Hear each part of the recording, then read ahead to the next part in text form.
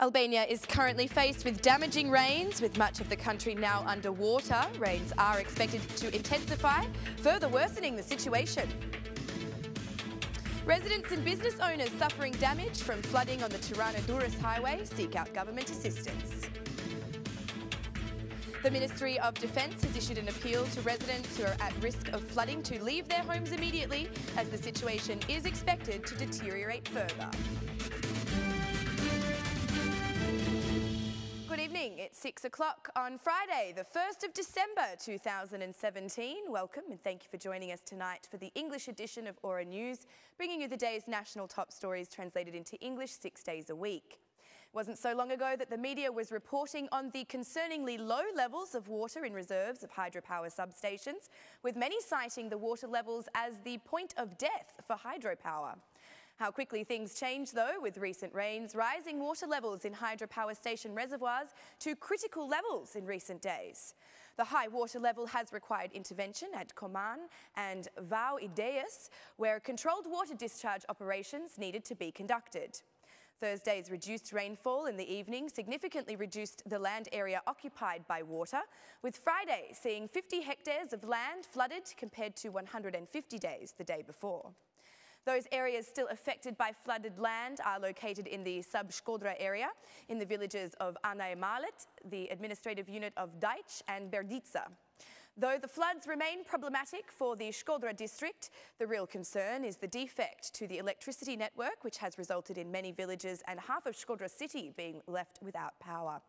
According to a local government report, there are no significant problems, though rainfall in mountainous parts has created minor landslides of earth and stones.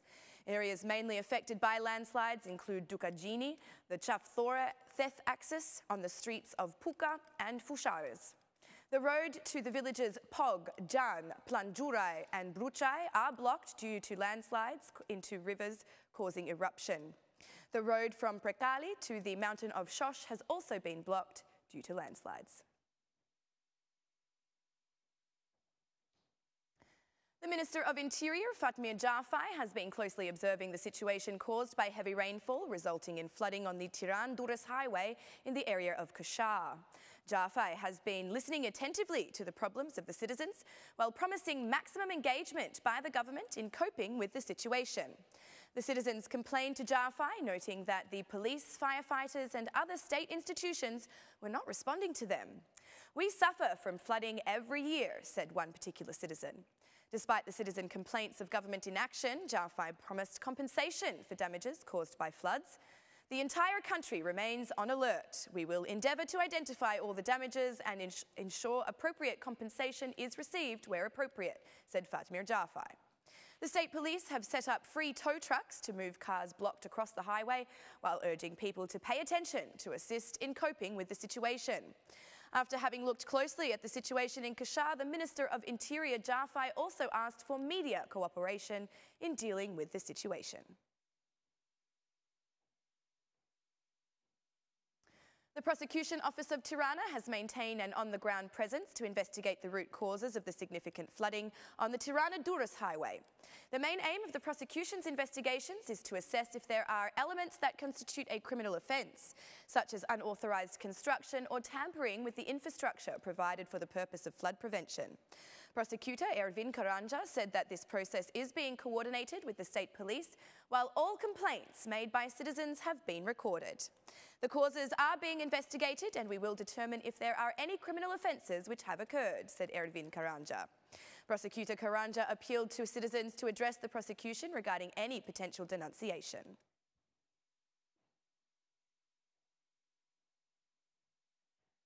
Prime Minister Edi Rama has attended the scene at the bridge of Mifoli in order to monitor the situation there.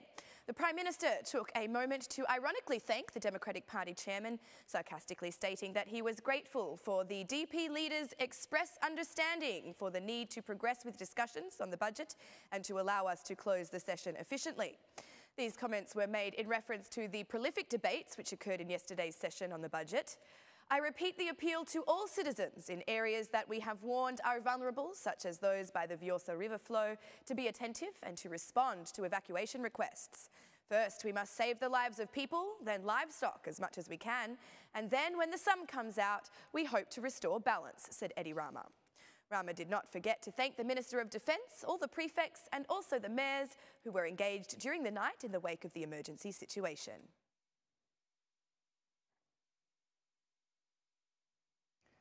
The flood risk is expected to increase in the hours to come as rainfall further increases and intensifies. The Director of the Civil Emergency Service, Shemsi Prenchi, said that the most vulnerable areas remain those near the Seman, Vjosa and Shkumbin rivers.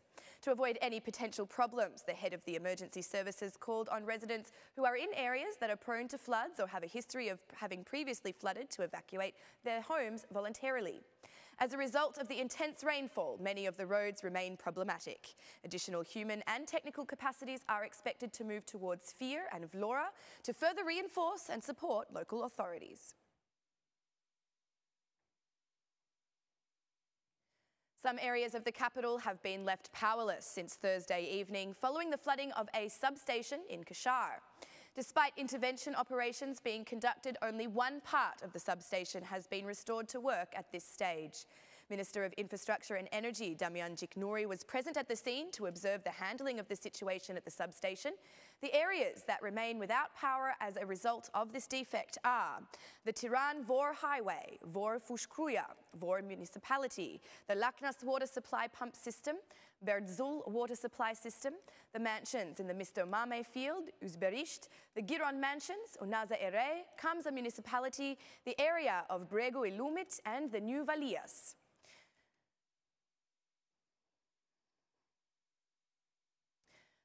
The flooding situation seen today is expected to be further exacerbated by rainfall intensity, particularly in the south of the country. The Minister of Defence, Olta Jachka, delivered a media statement in which she urged all affected residents to leave their apartments immediately and to cooperate with the armed forces and emergency structures. Get away from the apartments and cooperate with the armed forces, said Olta Jachka. Minister Jachka said that the officials from the armed forces have already successfully been able to evacuate 315 people, while measures are being taken to manage the situation in the basins of the rivers Vjosa, Shkumbin and Seman. The armed forces have been able to evacuate 315 people, said Olta Jachka. The Ministry of Defence underlined that, in collaboration with OSHI and the local government, work is being done to maintain the lines of power supply for all the community. In particular, those systems that also rely on the supply of power for the supply of water, such as is the case in some cities and villages, are being closely monitored.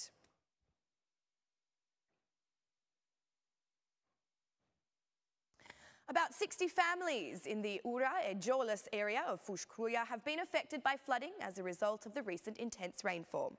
An Aura News camera group closely followed several operations for the evacuation of residents, conducted by emergency service staff as the water level approached a terrifying level of 1.5 metres. The children were the first to be evacuated in the initial stages, the youngest child being just 1 year old. Residents sought help as they contemplated the situation, many considering the devastation of losing everything they have in their homes. The situation in the area remains the same at this point in time, with the water level extremely high and homes uninhabitable. Emergency staffers are continuing to work on ensuring any resident whose life may be endangered is evacuated accordingly. That's all for our English edition this evening. My name is Alexandra. Please join me again Monday through Saturday at 6 p.m. for your local news in English. On behalf of Aura News, stay safe, thank you and good night.